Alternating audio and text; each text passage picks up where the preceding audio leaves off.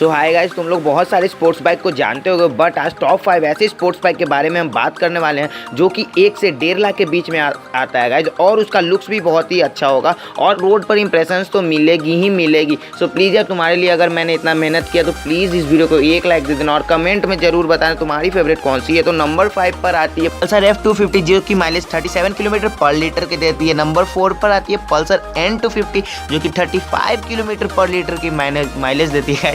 और number 3 Suzuki Gixxer जो कि 35 से 40 किलोमीटर पर लीटर की माइलेज देती है। और इंडिया की सबसे ट्रेंडिंग अभी चल रही है FZX जो कि 50 किलोमीटर लीटर की माइलेज देती है। और पल्सर NS 160 जो कि 48 किलोमीटर पर लीटर की माइलेज देती है।